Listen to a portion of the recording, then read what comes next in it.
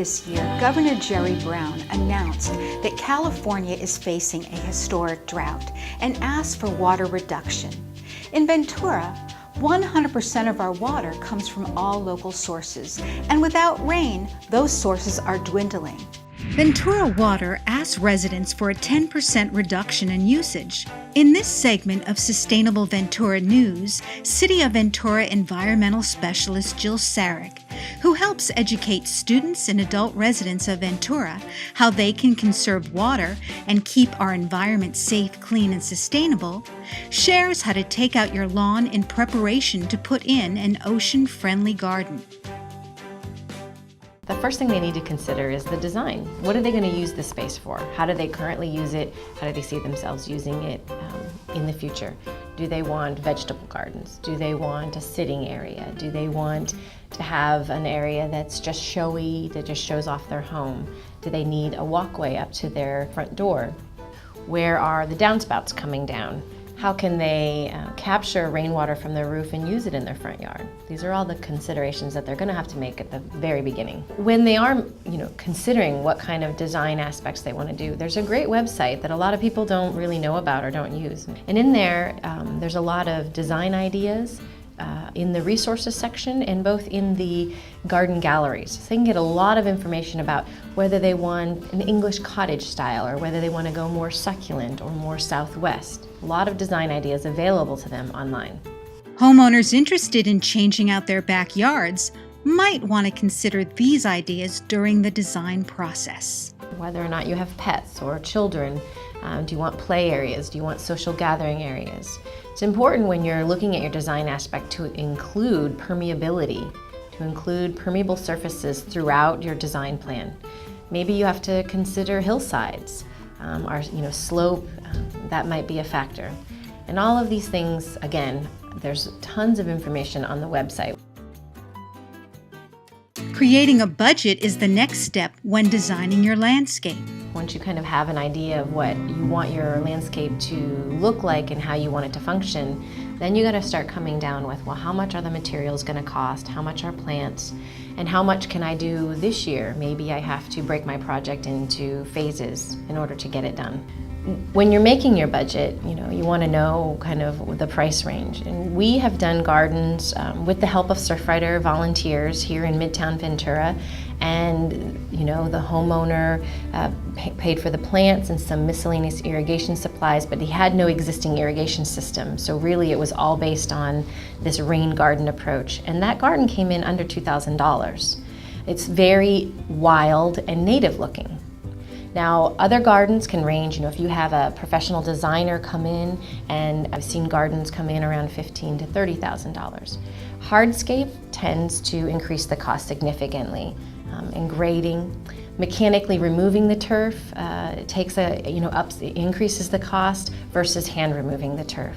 Turf can be removed by a process called sheet mulching, and again, that is something that a homeowner, if they're willing and able to do it themselves, if they get that process done and they're able to remove the turf themselves, they can save a lot.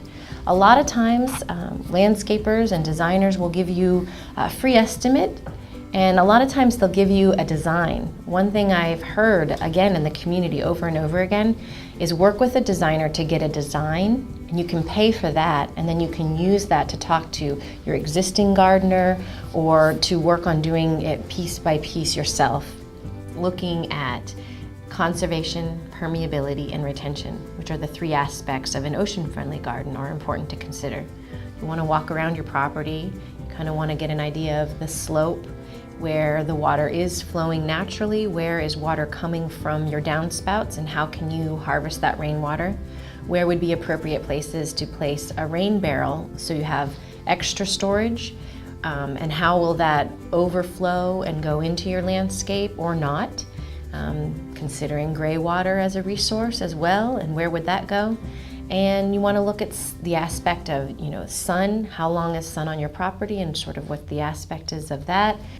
Microclimates that might be on your property. Then of course you start to dig down into the idea of your soil conditions, your existing plant type, mature growth that you want to keep and things that you want to take out. These are all parts of the beginning part of your plan. If a homeowner has an existing irrigation system, they can convert a pop-up spray system to a drip irrigation one. Drip irrigation systems are great for backup when supplemental watering is needed. Of course, in the beginning, you're going to need to irrigate your plants to get them established, but most of the climate-appropriate plants that we're talking about won't require additional supplemental irrigation once they're established. It is possible to rely completely on the water from your roof, but it might be something to consider to put in a simple drip system, again, as a backup system just in case or as you're establishing that new landscape.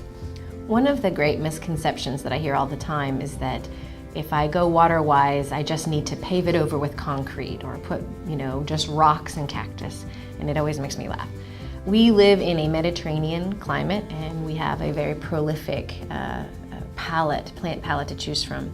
And also that gives us a great opportunity to consider what types of materials we're going to be using in the landscape in terms of walkways, stabilizing for slopes, and the material that we use inside the dry creek bed. In designing your landscapes, there's a lot of different types of materials that you can use that support permeability of water seeping into the soil. Decomposed granite, broken concrete or urbanite, pea gravel, river rock, or interlocking pavers. Simple mulch walkways also work. Local nurseries carry a wide variety of mulch, and the mulch from Cornucopia Gardens is free for Ventura residents. You want these walkways permeable because you're trying to create more and more space in your landscape that allows the water to slow down, to spread out, and to sink into the ground. That is what a water-wise garden and an ocean-friendly garden's main purpose is to provide an area for this rainwater to go back into our landscapes rather than washing off the hardscape back into our storm drain system. One way residents can learn more about ocean-friendly and native gardens is to attend one of the free city workshops. Jill also suggests that residents walk around their neighborhood, and if they see an ocean-friendly garden they like, ask the homeowner about who installed the garden and the types of plants that thrive there. By visiting VenturaCountyGardening.com, residents can also find out about what plants work best for their environment and how to care for them. While on the website, residents can also make a list of the plants they like and then take that list to their local nursery in order to discuss their landscape with the experts.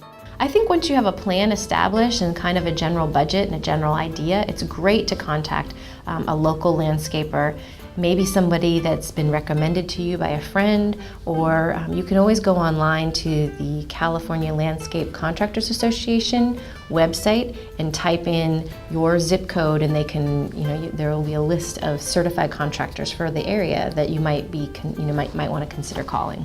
When talking to a landscape professional, Jill has some recommendations. Of course, it's important to ask the landscaper. Part of the interview process should be what is their experience in working with water-wise landscaping, or give references and or examples of some of their previous work that included work on rain gardens or drip conversion, and look at garden magazines and take clippings of gardens that you see that you like, or if you see something on an internet website, print it out and keep a file of all these ideas of things that you like, because maybe it's not the right plant type, but maybe a gardener can help you direct you to a similar type plant or a similar type design idea that would work well in this particular case. To find out more about how you can save our water, visit sustainableventura.tv and search Save Our Water. For more information about how you can save our water and to learn about ocean-friendly landscapes, visit cityofventura.net/water/landscape and venturawater.org. Sustainableventura.tv for a better tomorrow.